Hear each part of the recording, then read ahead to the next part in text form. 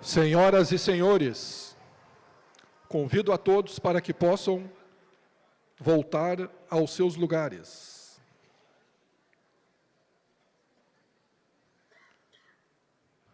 Dando seguimento ao próximo painel, intitulado Marcas que conectam o cliente como norte para inovar e crescer, aqui no palco A. Retomando aqui no palco A, então, daremos sequência ao painel As Marcas que Conectam. Como criar experiências encantadoras no digital e no físico. O cliente no centro. Em paralelo, lembramos que no palco B acontece a Arena de Tecnologia, Inovação em Ação. Durante este painel, você pode participar enviando suas perguntas pelo QR Code que está sendo exibido no telão. Aproveite essa oportunidade para interagir com os painelistas e tornar a discussão ainda mais rica. Chamamos neste momento ao palco a senhora Renata Graziotin, presidente do Grupo Graziotin S.A., executiva C-Level, com trajetória consolidada no varejo e finanças, à frente de um grupo empresarial diversificado, reconhecida por sua visão estratégica e foco em inovação, alia a auto-performance, a valorização do capital humano como principal ativo da empresa. Chamamos também ao palco o senhor José Renato, CEO da Raio Benefícios e presidente do Salt Summit Brasil. Liderou iniciativas empreendedoras nas áreas de tecnologia e experiência digital, cofundando empresas como GetNet e For All. E me apresento aos senhores como mediador, Eduardo Sperbi, da ACI Panambi, profissional com mais de 19 anos de experiência em entidades associativas patronais, com foco em gestão administrativa, financeira e desenvolvimento de lideranças. Formado em Ciências Contábeis, com pós-graduação em Gestão Empresarial e Controladoria pela URGS e mestrado em Desenvolvimento Regional pela Unijuí. Dinâmico, comunicativo e orientado a resultados, com facilidade de relacionamento interpessoal e habilidade em negociação. Experiência consolidada na estruturação de processos, gestão de equipes e implementação de práticas de governança e controle, sempre com foco na sustentabilidade e no fortalecimento do associativismo. Então, mais uma vez, uma boa tarde. Nosso agradecimento especial em estarem prestigiando o nosso terceiro Fórum de Inovação, estarem prestigiando a nossa cidade, Panambi, e a nossa região noroeste. Eu vou iniciar, então, o tema que já foi citado no protocolo, falando um pouco do Grupo Graziotin, que tem o DNA de inovação desde o slogan do saco para a panela. Como essa essência de olhar para o cliente continua presente até os dias de hoje, senhora Renata?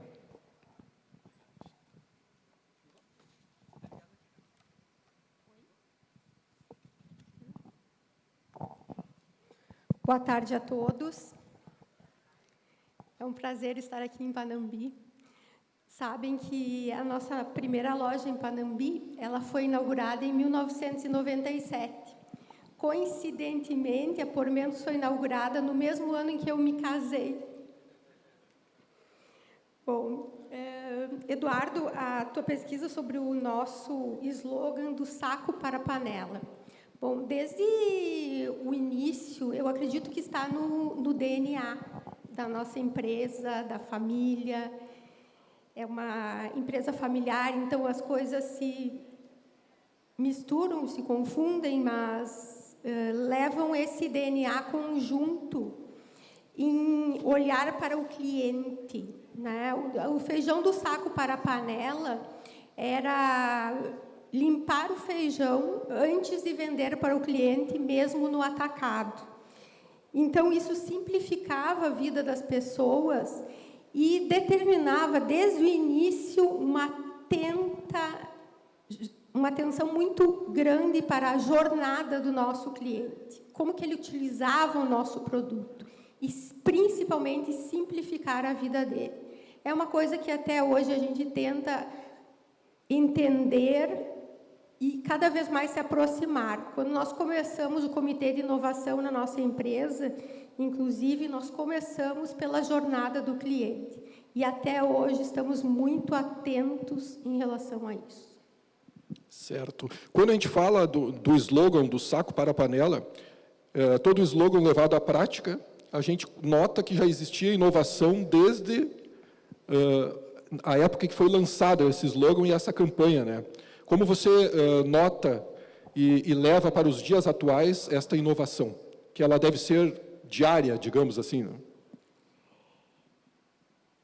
Eu acredito que é meio que um modelo da startup, sabe? A gente testa sempre em escala reduzida tudo aquilo que o cliente está pedindo ou que a gente está avaliando que está saindo mais em relação a micos e produtos, em relação ao crediário, em relação às necessidades dele. E a inovação, ela anda junto entre o cliente e a empresa. Perfeito. E ainda, falando em inovação, o grupo tem uma representatividade feminina muito acima da média nacional. Nos chamou a atenção essa cultura de valorização também, que influencia a forma como os clientes percebem a marca. Você pode falar um pouco para nós também sobre trazer essa representatividade com resultados?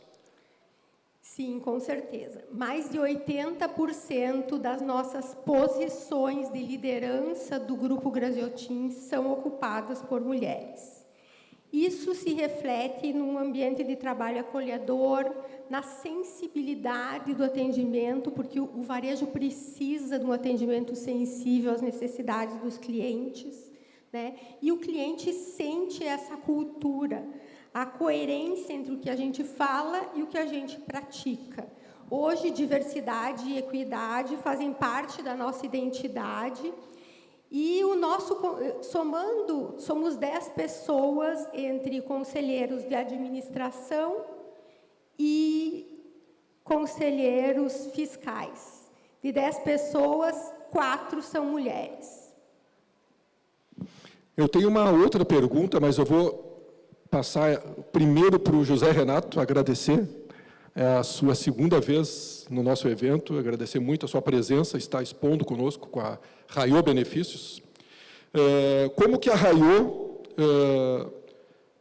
como você, através da empresa, faz uma marca ser percebida como conectada ao seu público e não apenas como fornecedora de produtos e serviços? Bom, boa tarde a todos aí, espero bem, obrigado aí pela esse nosso painel. Renata, é um prazer estar aqui contigo, a gente divide várias ações aí, tem o Transforma RS, que é um grupo empresarial que a gente participa junto, que de maneira a gente poder estar impactando o nosso RS, fazendo ações que possam gerar impacto econômico e social no nosso estado.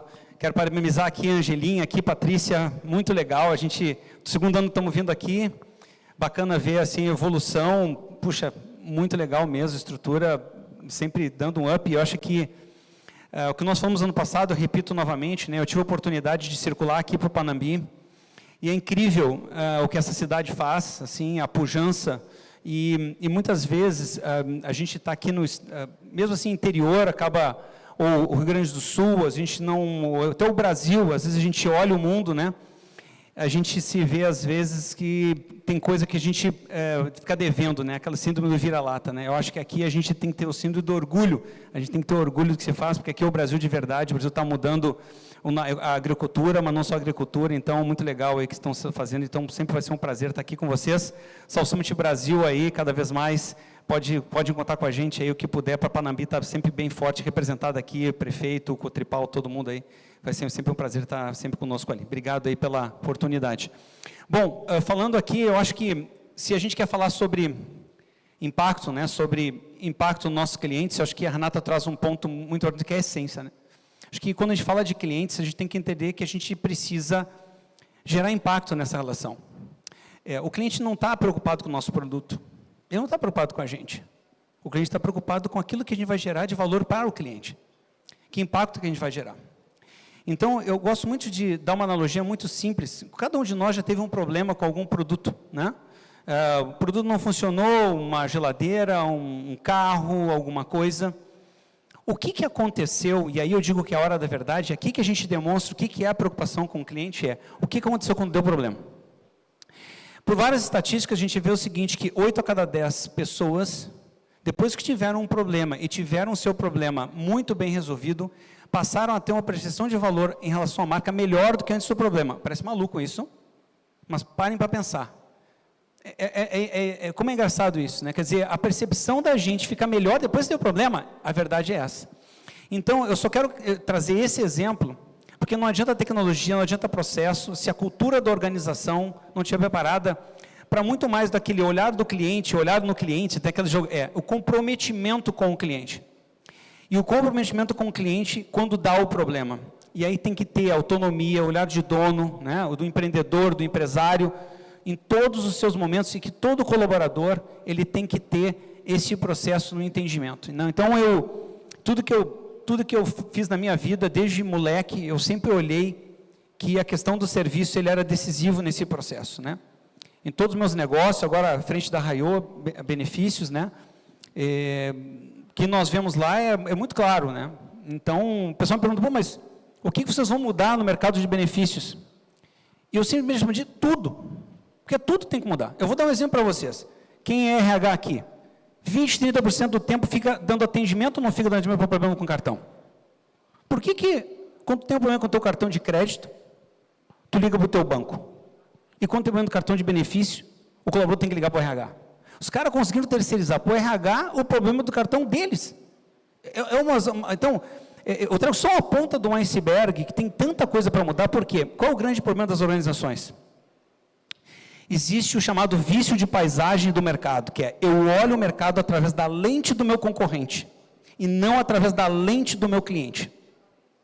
E isso eu acho que é o principal ponto que eu trago nos meus negócios, que eu falo sempre, em tudo que é momento que eu posso falar, a gente tem que entender, porque quando a gente montou a Raiô, a gente falou com mais de, assim, foram centenas de empresas, desde agro, indústria, varejo, todos os setores, para entender o seguinte, falando com quem? Com RH e com o colaborador do RH.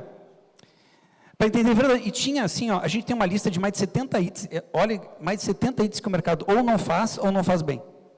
E muitas pessoas perguntam por que tem para mudar, tem muita coisa para mudar no mercado. Então, eu provoco isso, que eu acho que cada um de nós tem que pensar o seguinte, quando a gente olha um concorrente, quando a gente olha alguma coisa diferente, eu digo, nunca tenham medo de nenhuma empresa, de qualquer tamanho que vocês enfrentem. Nada vai substituir a capacidade de vocês terem um tratamento diferente, e é maluco isso, como poucas empresas fazem isso. Se todas fizessem isso, não tinha tanto atendimento ruim, tanto reclamação, né? Não precisava ter o PROCON, né? Então, isso só demonstra o seguinte, que há espaço sim, para quem quer construir, eu digo e reforço isso, sou obcecado pela experiência do consumidor, porque é na experiência do consumidor que a gente consegue tirar as oportunidades que a gente tem de fazer para o nosso sentido de existência, que é realmente poder gerar valor e agregar valor para o nosso consumidor. Então, isso vale para a Raiô, vale para qualquer negócio que eu invisto, né? Eu tenho 8 startups no meu grupo econômico, e vale para qualquer item que eu possa estar conversando com qualquer empresa, como conselheiro, tal, eu digo, olha, foca em tentar entender o olhar pela lente do cliente e não olhar o mercado pela lente do... Tem um amigo meu que falou uma coisa, só para finalizar aqui, que é o seguinte, olha, ele diz, se o teu concorrente está enganado, não distraia, entendeu? Isso eu digo, mas às vezes a gente olha, tem que respeitar o concorrente, não estou dizendo que não tem, mas cuida para não ficar olhando o mercado somente pela lente do concorrente. Perfeito. Quando a gente fala em conectado, não é necessariamente estar conectado com um fio no computador, né? Conectado é estar atento às necessidades que muitas vezes na maioria das vezes, são físicas, né? Pensando no varejo. E como equilibrar, Zé?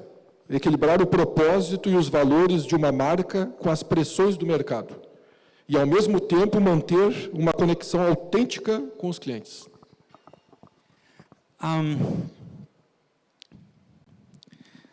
Não tem nada mais importante para uma empresa do que a sua marca, a sua identidade. Eu digo porque eu sempre trago para as lideranças, para as pessoas com que eu digo assim, quando a gente vem trabalhar junto, não é vir para o barco. eu digo, vem para ele e queima o barco, entendeu? Tem que dar certo. Porque eu digo, vem para o barco, daqui a pouco o cara rema para o outro lado, cara, ou faz motim. Então, tem que tentar botar todo mundo alinhado a entender. O ponto é o seguinte, precisa ter a dor no sentido mais profundo daquilo que a gente quer transformar.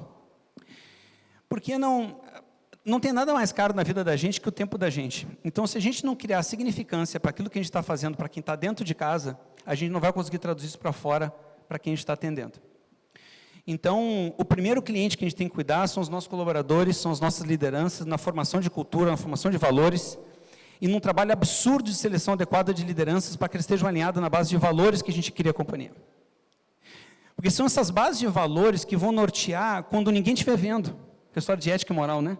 Quando ninguém estiver vendo, quando tiver alguma coisa acontecendo, qual é o seu comportamento das pessoas, né?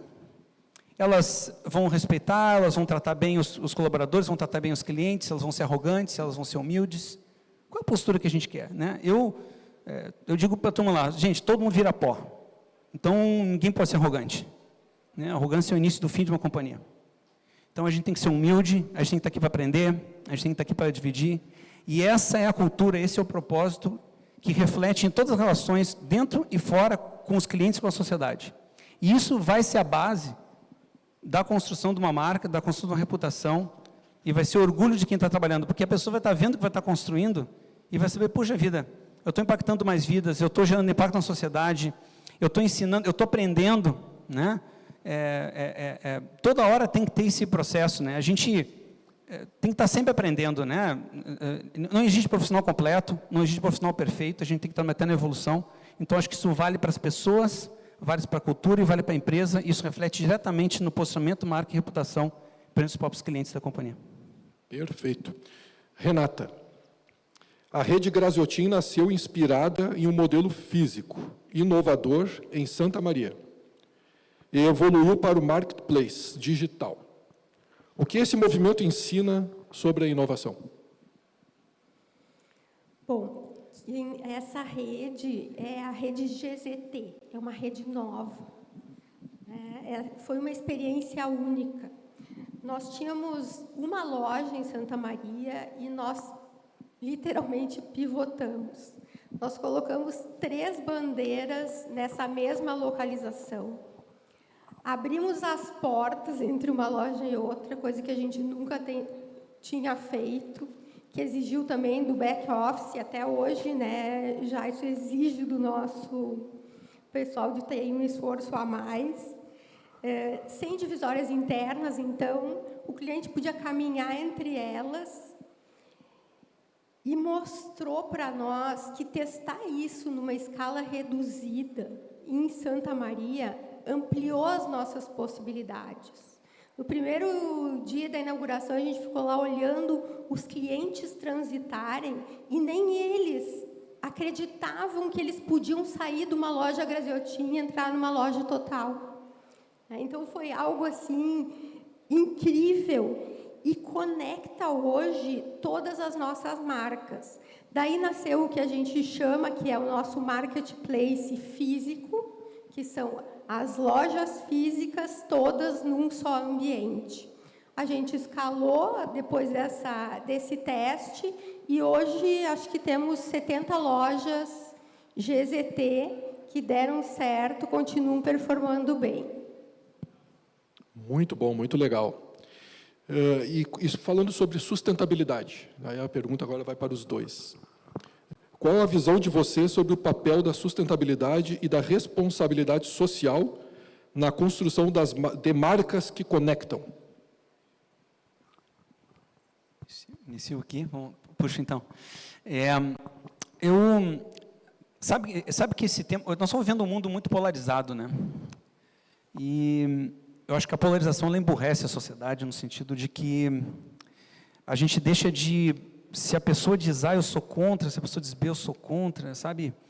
E nunca não tenho minha própria opinião e acho que tem muita coisa errada no que está acontecendo por aí. Como empreendedor, deve imaginar o que eu penso que está acontecendo nesse nosso Brasil, mas eu acho que a gente tem que focar no nosso negócio, sabe? E ao focar no nosso negócio, a gente também não pode deixar de focar na sociedade com a qual a gente convive. E não é porque daqui a pouco tem uma agenda que daqui a pouco está se desconstruindo o tema da sustentabilidade como muito importante. E porque daqui a pouco isso pode ter a ver com uma agenda de A, B ou D, entendeu? A primeira empresa, eu quando era moleque, né, criança mesmo, 4, 5 anos, eu ver qualquer foto minha, eu estou sempre com um cachorro, estou sempre com um passarinho, sempre mexendo em planta, né? Eu sempre olhei para a sociedade e pensei, poxa, o que eu posso fazer? Eu até queria, uma das minhas ideias quando era moleque queria ser, lá do Instituto Rio Branco, queria ser diplomata, achava que eu queria transformar o mundo, né? Depois eu vi que transformar o mundo era mais fácil pela tecnologia, que era mais difícil pela diplomacia. E eu fui para a tecnologia. Mas eu vejo que a gente tem que cuidar, ao mesmo tempo, para que a organização não vire uma ONG, mas até a ONG tem que dar resultado, né? As ONGs não estão aí para gastar dinheiro, elas estão aí para gerar valor para a sociedade. A organização não está aí para poder substituir a ONG, mas ela também está aí para gerar valor para a sociedade.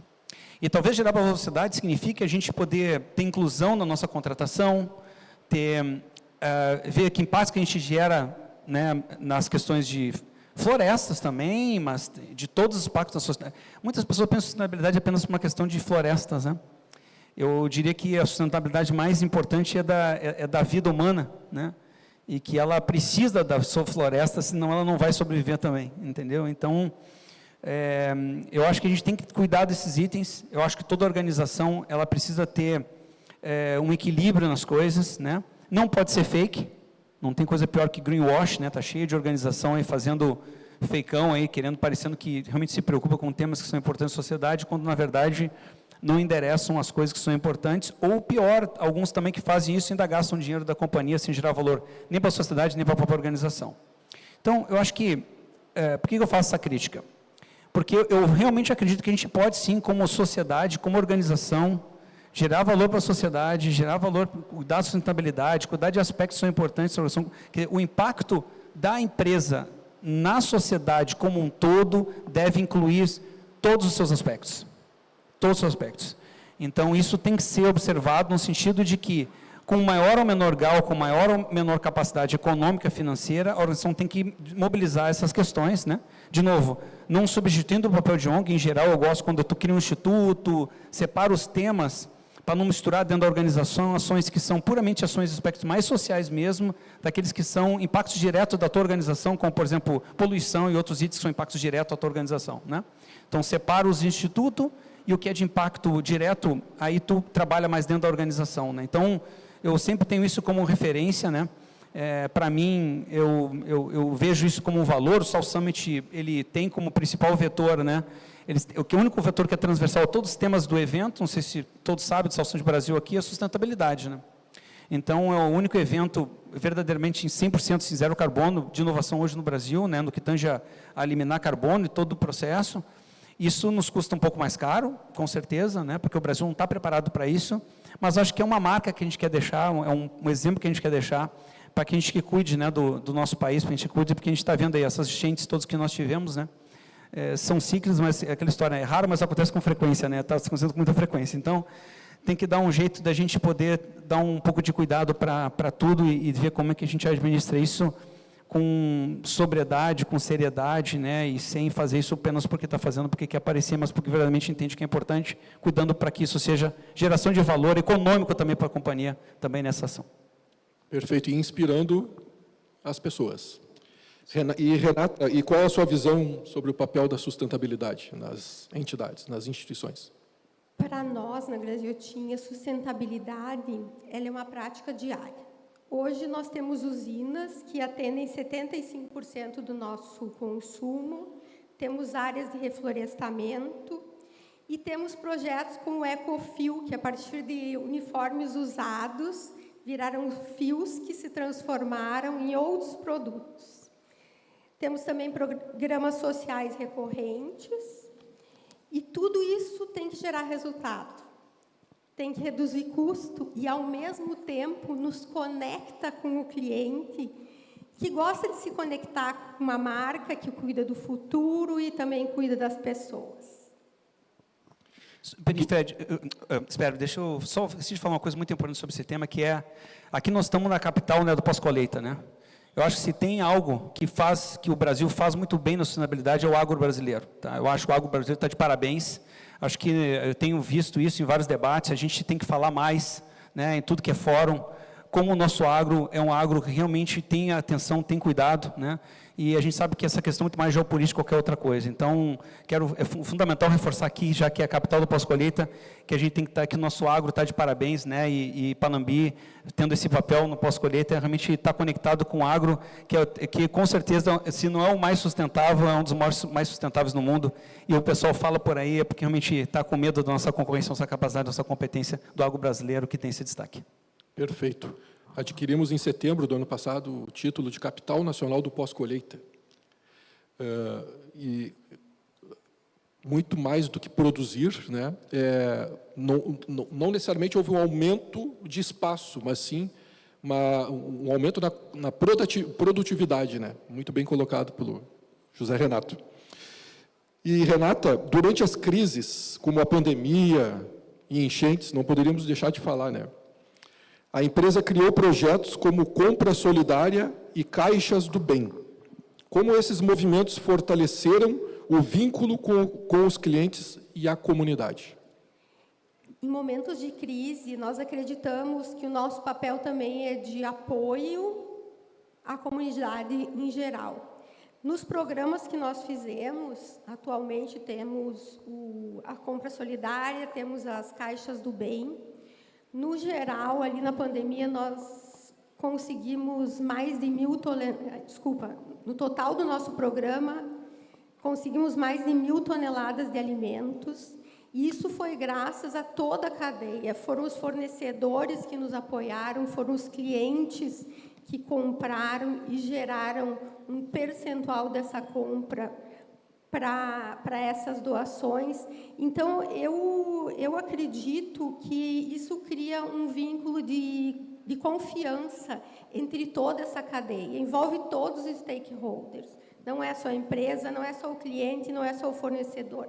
Nós temos que mobilizar todo mundo e termos esse entendimento que o desafio, nesses momentos, ele é coletivo. E, José Renato, o próprio Salt Summit fica numa das áreas que foram devastadas pela enchente, né? A temática desse ano foi resiliência, né? E foi assim, a gente teve ali, quem conhece, quem foi no Salt Summit Brasil, quem já foi no Salt Summit Brasil aí? Levanta o braço aí, olha, bastante gente aí. Bom, vocês veem ali que é onde a cidade começou, né? Onde a cidade está se reinventando, a gente tem esse lema, né? E precisa ver para entender, porque o pessoal disse, bom, vocês são malucos, vão fazer lá de novo, né? E eu disse, olha, se a gente não enfrentar, né, a gente vai estar desistindo, né? E eu acho que o que a gente conseguiu provar como gaúchos, né, que a nossa sociedade é uma sociedade resiliente, uma sociedade empreendedora, uma sociedade que está trabalhando para poder se reerguer.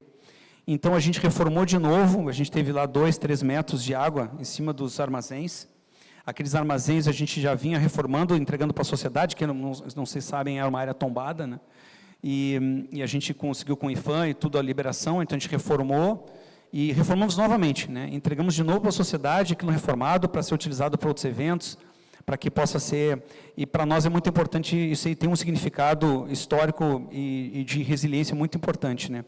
Mas eu acho que pouca gente sabe é que há 9 dias do evento a gente teve um tornado ali, que destelhou quase todas as telhas dos armazéns e destruiu 80% das estruturas temporárias que já estavam montadas, né? Um prejuízo de alguns milhões de reais há 9 dias do evento. Está aqui que a gente faz, né?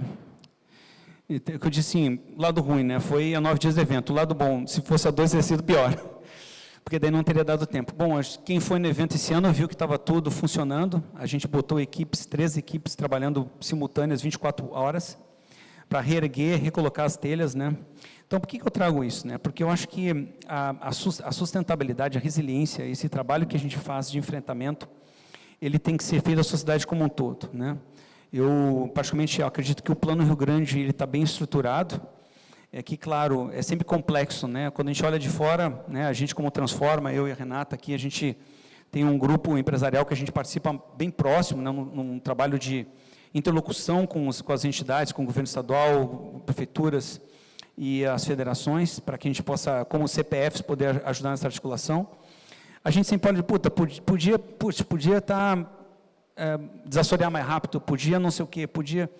Mas, assim como a nossa empresa também, eu acho que tem muita coisa que podia também estar melhor, né? Eu acho que a gente não pode a gente deixar de cobrar, a gente não pode deixar de agir, a gente não pode deixar de tentar fazer a nossa parte nisso, né? Eu acho que as empresas gaúchas, os empresários gaúchos, né, as entidades gaúchas como um todo se mobilizaram, seguem mobilizadas, a gente não tem que perder essa mobilização. E eu vejo hoje, de maneira muito otimista aqui, Sperbi e Renata, a nossa sociedade, eu acho que, eu vejo ainda impactos, a gente fez até uma ação no South Summit desse ano também para os empresários que, ainda impactados pela enchente, não conseguiram crédito, a gente chamou de Impulso RS, um trabalho articulado com vários bancos, a gente conseguiu impactar algumas centenas de empresários que ainda não tinham conseguido acesso ao crédito, porque a pessoa perdeu tudo, então vou dar o quê de crédito, de garantia, né? Esse foi o grande problema, acho que, do crédito, né? Porque a pessoa não tem o que dar em garantia, né? Imagina, um pequeno empresário, quem é grande empresário, ou que tem capital, né, como a gente, né, Renata, tu enfrenta, tu consegue, tu tem capital de onde tirar, né? Ou tu tem outro mecanismo para te poder te viabilizar. Agora, o pequeno empreendedor, não, o médio, até aquele, né, o da vidraçaria Lajeado, né, que a gente fala com a Aline lá, poxa, 3 vezes, né, porque o cara foi em setembro, novembro, de 23, depois em maio de 24, né. Então, é complexo isso, né. Então, o que nós temos que fazer, eu acho que é seguir a mobilização. Eu acho que não dá para ser empreendedor sendo pessimista, mas eu acho que a gente tem que, e não dá para ser teimoso também, né, porque teimoso é aquele que vai lá e bota no mesmo local, vai dar problema, né. Não vamos botar o grudadinho no forqueta, sobe um pouquinho, né? Então, não vai botar do lado do taquari, né? Sobe um pouquinho, entendeu? Cuida o processo, né? Mas, de qualquer maneira, eu acho que vale a gente mobilizar e ter uma ação, acho que entidades aqui, e sempre que tiver um fórum para falar sobre esse assunto, nós temos que falar de maneira positiva, acho que temos que falar de maneira articulada, né? Para que a gente possa continuar mobilizando, pressionando, eu acho que o governo federal também, os próprios, o governo estadual, no sentido de que haja as ações que estão previstas no plano sejam executadas, para que a gente possa ter realmente uma sociedade que possa, a infraestrutura que eu estou vendo ali, que a CI eu acho que fez de bem adequado mesmo, porque eu acho que se tem algo grave no nosso estado, é a infraestrutura, porque nós estamos na ponta, né, aquela vez que a gente foi te visitar lá, o custo, né, de trazer todas aquelas toneladas e toneladas de aço aqui para Panambi, para te poder executar nas indústrias, né, então como é que a gente reduz isso? Isso é ferrovia, né, gente? Isso é ferrovia, né? E melhoria das rodovias, né? A gente não pode ter esse custo aí da rodovia ruim e da falta de ferrovia. O Porto Novo, que graças a Deus está saindo com investimento privado, aí eu acho que várias concessões das rodovias vão acontecer agora, provavelmente entre esse ano e ano que vem ainda. Então, eu acredito que nesse ponto a gente vai conseguir enfrentar toda essa questão de, acho que enchente, ela faz parte de todo um arsenal de ações que a gente tem que fazer aí, que envolve prioritariamente a infraestrutura. Perfeito. Renata, nos anos 70, o grupo já trazia o primeiro computador IBM para o varejo. Hoje, como a tecnologia e o digital, os apps, marketplace, e-commerce, são usados para se conectar de forma mais próxima com o cliente. São vários projetos, não é um projeto só. Eu acredito que a gente tem que estar preparado, muitas vezes, para embarcar nessa jornada e testando aos poucos, né? Temos hoje o e-commerce que está rodando, temos o app de crediário para os clientes, que nasceu na pandemia, também foi algo que nos surpreendeu. Em plena pandemia, quando fecharam as lojas pela primeira vez, nós tínhamos clientes ligando para o nosso centro administrativo para perguntar como que eles poderiam pagar as suas contas do nosso crediário. E desse movimento nasceu a ideia de fazer um app de crediário para o cliente. Então, nós temos que estar sempre muito atentos, um pouco de previsibilidade, talvez, mas principalmente no momento certo, testando, aprovando e escalando. Perfeito. Zé Renato, e em negócios como a For All e a Raiô Benefícios, a tecnologia é meio para aproximar clientes e soluções. Como decidir qual tecnologia adotar para gerar valor real e não apenas seguir tendências? Eu vejo o seguinte, a tecnologia, né, em si, ela, na verdade, ela tem que ser viabilizador de negócio. Eu estou em tecnologia desde moleque, mas eu sempre olhei a tecnologia como que ela podia viabilizar os negócios, né? E eu acho que vale trazer aqui, eu acho que a questão do IA, né? Ninguém pode falar de tecnologia hoje em dia sem falar de inteligência artificial, mas eu acho que é importante a gente fazer uma reflexão sobre o seguinte aspecto, né? O que a minha empresa quer fazer? Né? Que eu gosto de trazer essa reflexão, o pessoal me fala, puxa, Zé, o que a IA vai refletir no meu negócio? Eu gosto de trazer dois aspectos nesse sentido. E aqui eu trago uma frase do Sam Altman e outra do Jeff Bezos. O Jeff disse uma coisa diferente. Ele perguntou o seguinte, puxa, se me perguntam o que vai mudar em 10 anos, ninguém me pergunta o que não vai mudar em 10 anos. Né? Puxa, acho que essa frase dele, ele tinha falado há um tempo atrás, acho que num debate em Harvard, e depois ele trouxe isso de novo num debate recente, não me lembro se foi em Stanford ou outro negócio assim.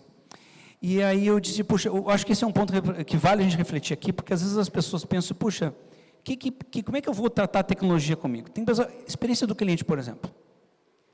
Isso aí é começa como princípio, cultura e processo, né? A tecnologia só vai lá depois viabilizar nesse sentido. Agora, e aí qual a outra ponta? O que vai mudar com a inteligência? Gente, vai ter coisas que vai mudar totalmente, mas completamente. Né? Tem profissões que vão se reinventar, porque a capacidade que está acontecendo é algo absurdo. Tá, mas aí como é que funciona? Onde é que eu entro? Vamos pegar a experiência do cliente. Né? O que substitui? Né? Então, se eu conseguir usar IA para eu acelerar o meu análise, por exemplo, como é que o meu cliente, opinião de cliente, se eu conseguir usar IA para acelerar minha capacidade de atender mais naquilo que é mais básico, né? Se eu conseguir usar IA para que meu app, meu marketplace funcione de maneira mais inteligente, e eu consiga resolver para que as pessoas gostam de se autoatender. Existe um equívoco, dois aspectos, né? Eu acho que as pessoas gostam de ser atendidas por pessoas, sim e não. Sim e não por quê? Eu prefiro quem tem o app do banco. Tu quer falar com o gerente do banco ou quer resolver no app rapidinho? Quando é uma coisa que tu sabe o que quer fazer, vai no app e resolve rápido, certo? Ninguém quer falar com ninguém. Resolve, não tem que perder tempo com ninguém, não tem que acessar, não tem que explicar nada para ninguém, faça a hora que eu quiser, às 8 da noite, 10 da noite, 6 da manhã, não tive que falar com ninguém. Ótimo. Agora, quando tem um problema, eu quero falar com alguém. Entendeu? Então, eu acho que o entendimento, eu acho que tecnologia fala muito disso. A gente tem que entender para que a gente vai usar a tecnologia. Entendeu? Às vezes o pessoal investe em tecnologia de IA só para tentar porque está na moda. Né? Eu acho que, primeiro assim, nunca pode ser, só que IA hoje não é mais tendência, é pendência, né, gente? Então, quem não está entendendo qual é o impacto da IA no seu negócio, está com problema. Agora, significa que o teu negócio vai mudar totalmente com a IA? Eu acho que não, depende do teu próprio negócio. Agora, que certas atividades do teu negócio vão ser impactadas com a IA, isso eu tenho certeza que eu posso afirmar para vocês que vão. Seja o teu concorrente que usa... Ele vai perder para quem? Não é para IA, vai perder para o teu concorrente que usa melhor IA. Vai perder teu emprego para aquela pessoa que faz o que tu faz com IA. Então, esse é o ponto. Então, a empresa precisa entender aonde é que a IA vai ser impactar os seus negócios e colocar tecnologia nessas questões ali. E ali aplicar tecnologia de como é que ela vai impactar os seus negócios nesse processo. Acho que não dá para falar de tecnologia hoje em dia sem falar de IA. Há pouco tempo atrás a gente estava falando de dados e outras coisas que permanecem com importância. Só que agora, mais do que nunca, a gente tem que entender como é que a IA vai impactar os meus negócios, como é que a minha empresa, como é que eu pessoalmente também, né?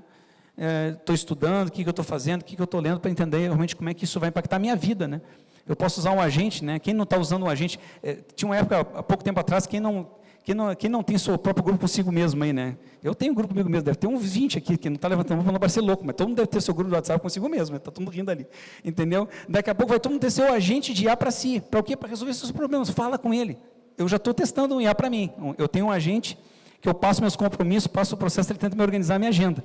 Está sendo super legal, está me ajudando para caramba nisso aí, né? Está me ajudando na planilha financeira, então estou tendo um agente para trabalhar para mim. Então, eu faço essa brincadeira aqui para finalizar, no sentido de que tecnologia, ela é um meio, né? E a gente tem que saber usá-la para a gente poder realmente ter competitividade, seja como empresa, seja como profissional, ou como que ela pode ajudar a nossa vida a ser uma vida melhor.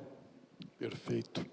E, Renata, olhando para os próximos anos, quais tendências de consumo e comportamento você acredita que vão redefinir a forma como marcas criam conexão com seus clientes? Eu acredito que o Zeca já falou um pouco disso, né?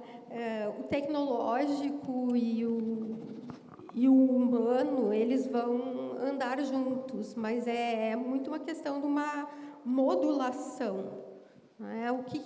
Como que o cliente quer ser atendido? Hoje nós temos um projeto que é de reconhecimento facial para pagamento nas lojas. Tem clientes que querem fazer reconhecimento facial e outros que não querem. Então, tudo tem que ser muito avaliado para que o nosso atendimento ao cliente ele seja sem atrito, que a gente realmente entregue o que ele quer na hora que ele quer. Então, no final do dia mesmo, o cliente que é o verdadeiro protagonista dessa história, né? Ele muda rápido e só as marcas ágeis vão conseguir acompanhar e pivotar, como dizem as startups, né? Junto com ele. Certo. E para as empresas da nossa região, que buscam crescer com base no cliente, como o Norte, que conselho prático você poderia deixar para nós? O meu avô falava em barriga no balcão. Eu acredito que hoje em dia se fala em walk the talk, né? Mas a ideia mesmo é que a gente tem que sentir o nosso cliente, acompanhar ele, prever, conversar, principalmente, escutar de verdade o nosso cliente. A gente, às vezes, escuta só o que a gente quer. Zeca estava falando antes disso, né, Zeca? Então, tem que observar o nosso cliente, ver para que lado que ele está olhando. A gente está expondo a mercadoria na altura que ele está olhando, ou ele está olhando para baixo ou para cima? De repente, nem está olhando para o nosso produto. Ele vai na nossa loja para ter atendimento personalizado e quer comprar sozinho. Então, eu acredito que o crescimento sólido, ele nasce de uma rotina bem feita, sentar no caixa também, como meu avô dizia, eu acho que é fundamental, né? E uma rotina bem feita gera uma confiança para o cliente. Quando ele sente que ele é ouvido, ele quer ir aonde ele é ouvido. E as soluções para inovar para algum problema, às vezes, está no simples ouvir o cliente, que vai te trazer, às vezes, soluções que tu não vai precisar nem investir. Estão gratuitas nos corredores das lojas, né? Hoje, na Graziotin, nós temos 350 lojas entre as 5 bandeiras. E nós temos uma rotina de trabalho que envolve a área de compras, a área financeira, diretores irem 4 semanas para as lojas durante o ano. E os gerentes virem 4 vezes para a administração durante o ano, para participar dos comitês de trabalho. Hoje, o nosso gerente, ele participa junto da escolha do produto, porque a gente acredita que ele que está lá na ponta, ele entende muito bem o que o cliente está precisando. Então, acho que é bem o que tu está falando, Eduardo. E, na sua visão, qual o maior legado que o Grupo Graziotin deixa para clientes e comunidade? Do que eu falei desde o princípio, eu acho que é a gente inovar, mas mantendo as nossas raízes e, principalmente, valorizando as pessoas, né? Nós temos hoje 2.800 colaboradores e nós precisamos estar atentos para as necessidades deles, dos nossos clientes, de todos os stakeholders, porque uma empresa só se faz com o coletivo. Perfeito. E, José Renato, quais são os maiores desafios para escalar uma marca que nasce próxima do cliente, sem perder essa proximidade ao crescer? A gente nunca pode esquecer, né, a preocupação, porque a questão da cultura é muito importante, mas eu acho que vale... A Renata falou uma coisa que eu acho que é muito importante, que fala com isso aqui, Sperber, que é o que eu chamo de, existe escuta ativa e escuta investigativa. O que é uma, o que é outra? Primeiro que muitas empresas não fazem nem escuta ativa, quer dizer, eles não sabem exatamente o que o cliente está precisando, então não percebem essas coisas que a Renata trouxe de maneira com muita propriedade. Mas eu queria agregar aqui escuta investigativa. O que é escuta investigativa? Aquilo que o cliente não sabia que podia ser feito. Né? Se o Steve Jobs fala muito isso, quando ele lançou em 2007 o iPhone, ele disse, putz, como é que eu vou fazer isso aqui, como é que eu vou... Se ele não perguntou às pessoas para criar, as pessoas não pediram um iPhone. Ele foi entender o que as pessoas queriam, o que as pessoas desejavam, e ele criou o iPhone, a partir do que ele percebeu que as pessoas queriam e desejavam e precisavam, e era o sonho delas, só que elas não tangibilizaram no iPhone, foi ele que criou o iPhone, né? Então, eu trago isso sempre como um item que as empresas têm que cuidar, no sentido de estarem sempre evoluindo, né? Vou dar um exemplo com o Raio aqui, por exemplo, que a gente faz lá. Por exemplo, a gente implementou inteligência artificial verdadeira na recepção de arquivos. Por quê? A gente começou, o Regalo disse, olha, tu poderia fazer inteligência artificial para não ter problema quando eu mando o arquivo para poder integrar, para receber meu cartão de benefícios? Eles não disseram isso. Só que quando a gente for falando com o RH, disse, olha, eu tenho problema com a integração com o meu software de RH.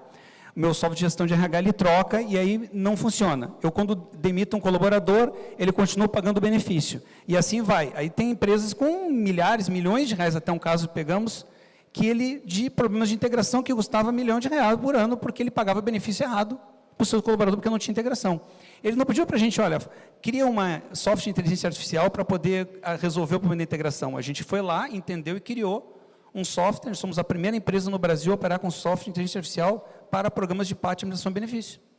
Então, eu acho que essa coisa de tu fazer um negócio, de tu pensar o que o mercado verdadeiramente precisa, por isso que eu digo que não é só escutativa, porque a escutativa a gente vai perceber coisas que o cliente consegue comparar. Só que quando tu faz algo que ninguém tem, isso que é disruptivo. E eu acho que aqui nós estamos no Fórum de Inovação, acho que essa é a provocação que eu queria trazer, no sentido de que cada um tem que ver no seu próprio negócio, puxa, o que meu cliente deseja, o que eu gostaria que o meu cliente fazia se eu fosse meu cliente, que hoje eu não entrego e o mercado não entrega. Entendeu? Porque se a gente consegue fazer isso, eu vou estar gerando valor, vou estar resolvendo uma dor real do cliente, e eu vou estar fazendo uma pressão que ele não me pediu, por quê? Porque ele não sabia que dava a fazer. Porque assim como as empresas quando entram, elas olham o mercado pelo mercado ou pela lente do concorrente, os clientes também olham o mercado pela lente do concorrente. E às vezes eles nem conseguem descobrir que daria para ser feito diferente, que daria para ser feito melhor, que daria para ser criado um produto novo, né? Então, as empresas que são disruptivas, aquelas que querem fazer mudar o mercado, elas têm esse drive, esse processo. Isso tu pode fazer de Porto Alegre, de Nova York ou de Panambi, de qualquer lugar do mundo. Basta tu ter vontade, modelo mental de poder fazer esse tipo de coisa, que a tua empresa vai ser muito competitiva fazendo isso aí. Muito bom. E na sua visão, José Renato, quais atitudes ou tendências atuais devem ser prioridade para líderes e empreendedores que desejam construir marcas que conectam e crescem com o cliente, como o cliente no centro? Eu acho que 3 aspectos são muito importantes, né? Primeiro, a questão do recrutamento, né? Eu treino cultura, mas eu não corrijo cultura. Não dá tempo. O estrago feito por uma liderança contratada com valores errados dentro da organização, ele é um desastre. Então, acho que tem que ter uma preocupação absurda com a contratação de liderança, porque a liderança são os embaixadores de cultura. Não terceiriza para o RH essa questão. O RH, coitado, sofre para poder ajudar e trabalhar junto. O RH é fundamental, é cultura, absolutamente cultura. Mas a RH e a liderança têm que trabalhar juntos nesse processo, ombro a ombro, para poder fazer isso. Então, começa pela seleção das pessoas, contratação das pessoas. Adequação, em todos os níveis, mas em especial, tem que ser obcecado por garantir que as lideranças estejam alinhadas na parte dos valores, porque os valores são que formam cultura. Naturalmente, a cultura da organização evolui, ela muda um pouco, mas os valores que estão lá embaixo permanecem, o que é certo, o que é errado, né? O que pode fazer, o que não pode, entendeu? No sentido de até onde vai, né, a companhia, isso tem que estar. Depois, é um processo, todo mundo tem que saber que uma empresa, a gente fala, né, Matheus, você está falando aqui, tudo se resolve com vendas, quase tudo se resolve com vendas, tem essa brincadeira, né? Uma empresa não vende, você vai em crise em tudo, né? Então, eu digo o seguinte, precisa sempre ter uma dinâmica de entendimento claro da importância do cliente na organização, vendas, atendimento, tudo, quer dizer, tudo tem que estar ao redor, né? Não é só, o pessoal adora no meio inglês, né? Fica mais bonito, né? Customer centric, bota os nomes bacanas, mas no fundo é o seguinte, ó, é o que a Renata falou aqui, barriga no balcão, eu acho que talvez defina o processo seguinte, a cultura de dono espalhada em todo o processo, no sentido de tu entender essa questão é muito importante nesse. Por fim, então, a cultura de vendas, né, essa cultura de entender o cliente como centro, entendeu? Então, seleção, cultura de vendas centro no cliente, e depois eu acho que tu tem que ter permanentemente um processo de treinamento. Né? Uma organização, se tu não treina, porque isso vai manter o processo de alinhamento, né, na organização, no sentido de porque só tu botar indicadores, que toda organização tem que ter, que é o básico, se tu não treinar as pessoas, não adianta tu ter um indicador se aquilo não tiver, a pessoa sendo treinada para poder saber como que se comporta em situações específicas, para poder garantir essa questão da cultura. Eu estava preocupado que não estava entrando perguntas ali, mas é que eu acho que estava sem o 4G ali. Eu vou aproveitar aqui e fazer uma pergunta, então, que veio da plateia. Como vocês olham pela lente do cliente, levando em consideração que a população está envelhecendo? Até 2029, terá mais pessoas com 65 mais no Rio Grande do Sul do que pessoas com menos de 15 anos. Qual a visão de vocês sobre os clientes com essa mudança de perfil e tendência? Vou lá, então, primeiro aqui. Eu até vou estar participando de um evento chamado Silver Summit. Acho que meu cabelo começou a ficar mais branco e me chamaram para esse evento. Mas, assim, aí, semana que vem, vai ter que são, justamente a temática é um debate sobre como que a gente lida com esse público envelhecendo, né, no Brasil, no mundo, e no Rio Grande do Sul em particular, né, porque o Rio Grande do Sul, deve saber, né, hoje é o estado que envelheceu antes, né. Então, o Aode Cunha, né, o economista que eu tenho admiração enorme pelo trabalho dele, ele fala bastante nisso, sobre a questão da perda da produtividade, né, aquela produtividade que a gente consegue do ganho, né, da questão demográfica, ganho demográfico, né, que os países têm, e o Brasil está perdendo, o Rio Grande do Sul perde antes. Então, o que nós temos que fazer é o seguinte, é entender que isso passa a ser, em vez de ser um problema, é visto como oportunidade. Na verdade, as organizações que entenderem isso como oportunidade, seja no varejo, seja... Porque, em verdade, né, cada vez mais o pessoal está conectado, né? Então, tem a brincadeira do Zap Zap, né? Então, fica a turma da Zap Zap, né? Mas, na verdade, é o seguinte, hoje, eu acho engraçado quando eu vou pegar a fila do avião e pega o pessoal 60 a mais, o pessoal entrando, pô, tem cara ali que está melhor de saúde que eu, pô, entendeu? Então, o cara faz maratona, o cara faz... Tem um amigo meu, o cara tem 66 anos, o cara é ultramaratonista. Sabe o que é ultramaratonista, né? Coisa para louco, né? Então, o cara está lá. Então, é o seguinte, a verdade é a seguinte, graças a Deus, e a tendência é cada vez mais, Peter Diamandis, teve 2 semanas atrás aqui em Porto Alegre, que é um cara que eu tive a oportunidade de fazer um curso com ele, quem não conhece, sugiro que procurem e pesquisem, é o cara do Exponential Organization, tá? E ele tem vários livros sobre isso, e ele foca muito na longevidade. Né? Ele aborda vários aspectos disso, um deles é a questão da mudança do mercado mundial, né, sobre a questão da longevidade, mas ele aborda muito a questão de que, dentro de 15 anos, na questão dele, a gente vai morrer só por acidente. Né? O cara, a gente vai resolver câncer, vai resolver essas doenças assim que mais, vai ter o desenvelhecimento, que é o termo que usa, né, das células, né? Então, tomara que funcione mesmo a ideia dele, mas eu acho assim, esse é outro tema que a gente tem que estar ligado, que acho que as organizações, se tu quiser pensar a longo prazo na tua organização, ele já é presente, né? O tema de longevidade já é um tema presente, e que a gente tem que, ainda mais no nosso estado do Rio Grande do Sul, porque os próximos anos já estamos hoje já vivendo isso, né? Então, tem mais oportunidade se tu endereçar eventualmente, talvez em alguns mercados, né? Turismo, por exemplo. É um mercado que cresce muito, e o que mais cresce no turismo hoje é com o pessoal mais velho mesmo. Isso globalmente, tá? Isso, em termos, números, a Gabi, nossa colega lá de transporte, fala muito disso.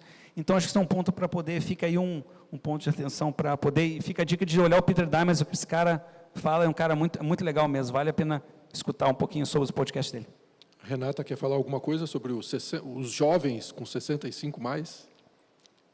Eu realmente acho que eles vão ser jovens. Hoje a gente olha para nós mulheres, né, olhamos para algumas mulheres e dizemos assim, mas não é possível que ela já tenha 60 anos.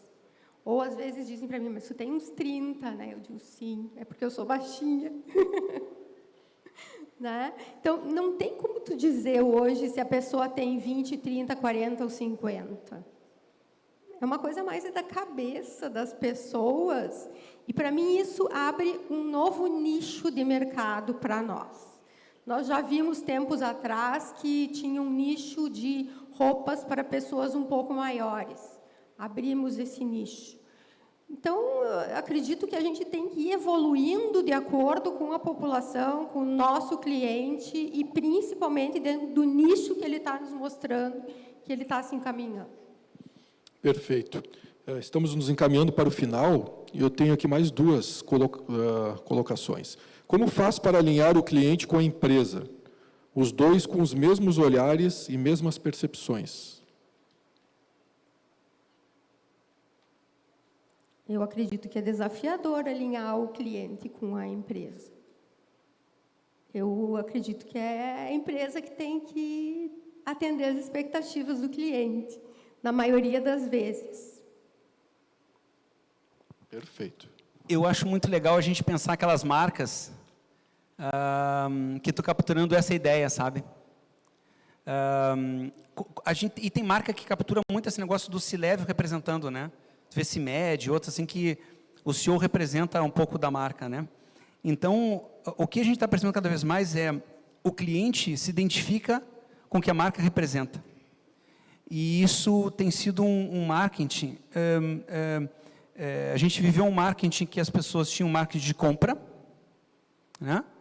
E nós estamos migrando muito fortemente hoje, devem perceber em vários aspectos, o marketing das pessoas. O rico não quer, cada vez quer comprar menos, o que ele quer é experimentar mais, né?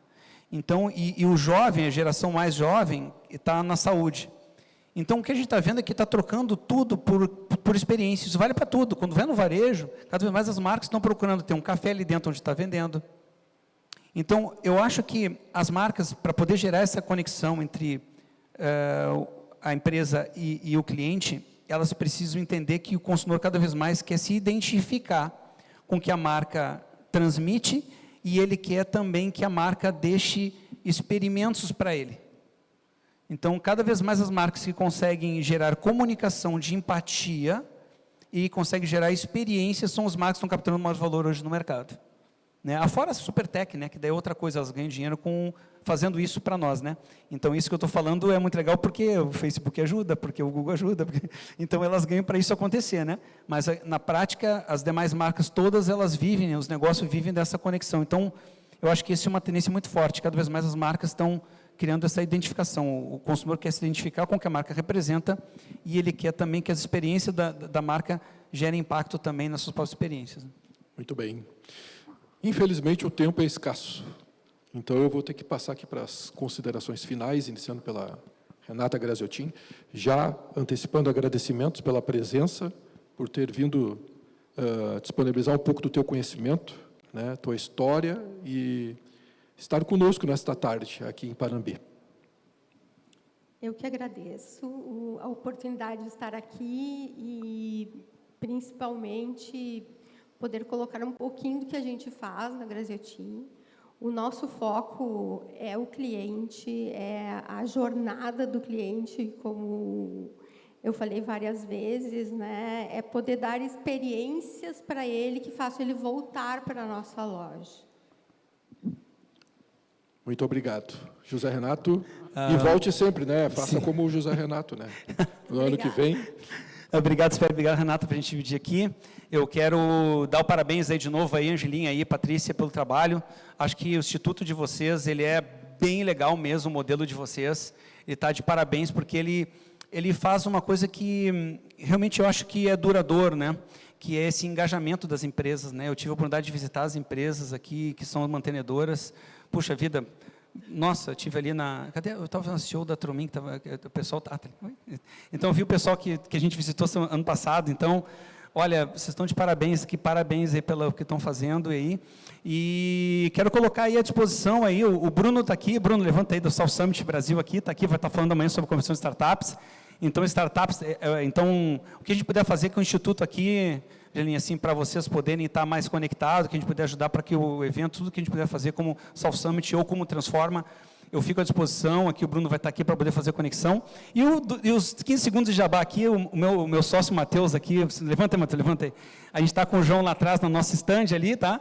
Então, se vocês têm aí convênio farmácia, se vocês têm, querem poder aumentar tudo num cartão Visa, quiserem botar assiduidade, PAT, benefícios, tudo num cartão Visa, num só app, quiserem ver como é que dá para fazer diferente no mundo de benefício, então nos deem a oportunidade de conhecer a gente aí, poder apresentar para vocês e comparar, porque tenho certeza que vão se surpreender, porque dá para fazer tudo muito diferente, vocês vão se surpreender como vão reduzir muito o trabalho de vocês, quem é DRH aqui, vai ser muito bacana. Tá, pessoal, obrigado aí pela oportunidade, aí um prazer, a Raio aqui está patrocinando vocês, mas de qualquer maneira, eu gostaria mesmo, eu pessoalmente, eu quero sempre poder estar aqui à disposição aqui de Panambi, o que puder, eu poder estar aqui apoiando.